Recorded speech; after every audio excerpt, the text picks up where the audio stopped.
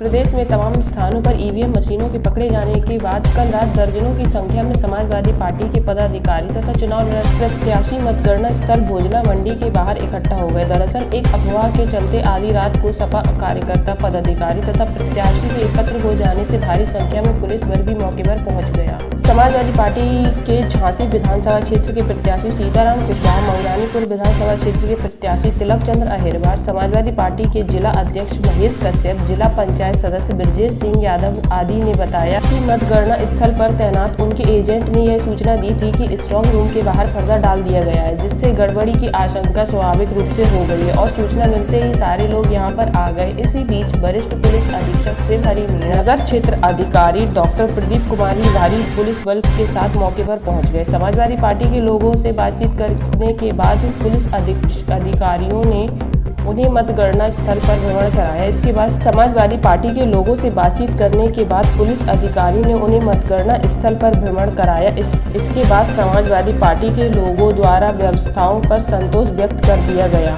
संवाददाता जगदीश की रिपोर्ट। और कॉन्फ्रेंस के माध्यम से, प्रेस कॉन्फ्रेंस के माध्यम से बताने का काम किया कि किस तरह से बनारस के अंदर, सुल्तानपुर के अंदर मशीनों की गाड़ियां पकड़ी गईं और कहीं बैलेट पेपर पकड़े गए, तो कहीं जो है कचरे के ढेर पर जो है मतलब मशीनें रखी गई, मशीनें छिपी थीं। तो ये प्रेस कॉन्फ्रेंस के माध्यम से बताया।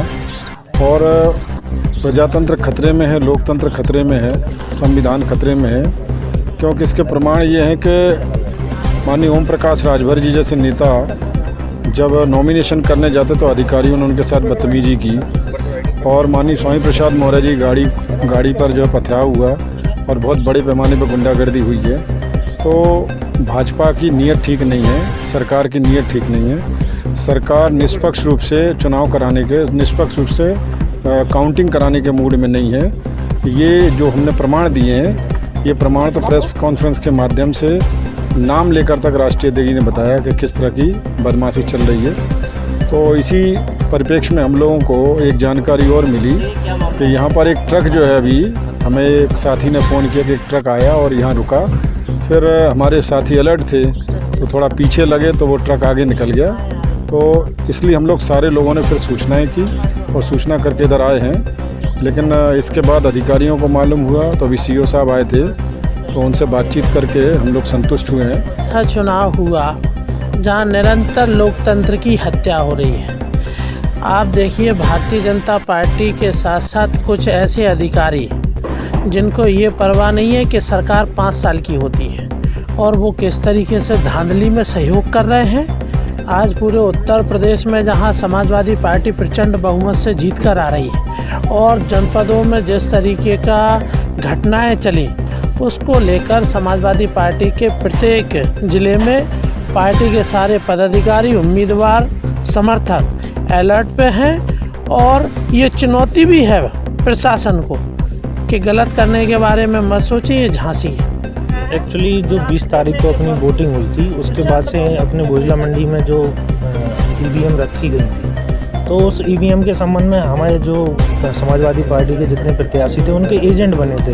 एजेंट जो बने हैं तो वो सुरक्षा के लिए हैं। अब कल जैसे परसों काउंटिंग होनी है, तो जिस प्रकार से काउंटिंग की तैयारी चल रही है, तो काउंटिंग की तैयारी के लिए उन लोगों ने टेंट लगा दिए। टेंट लगाने के बाद पर्दे लगा दिए, जिस पर्दे के कारण हम लोगों को जो जहां EVM सुरक्षित रखी गई हैं वो शटर दिख नहीं रही थी जो एजेंट थे। तो उन लोगों ने बाहर आके हम लोगों को सूचित किया कि ऐसी ऐसी बात है। तो हम लोगों ने प्रशासन से बात की। एक्चुअली वो उस टाइम थोड़ा प्रशासन रॉन्ग तरीके से बात कर रहा था, तो हम लोगों ने शिकायत करी, DM साहब से शिकायत करी।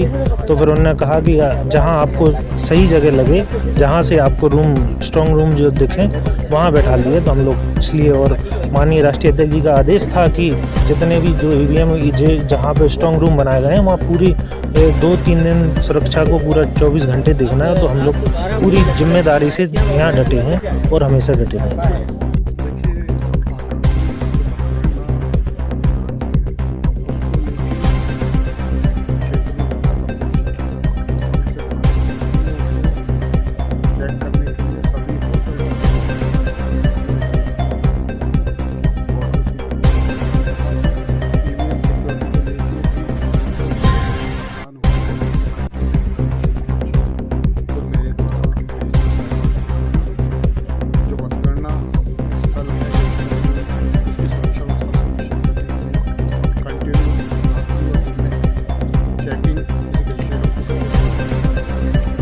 समाजवादी पार्टी के कार्यकर्ता यहाँ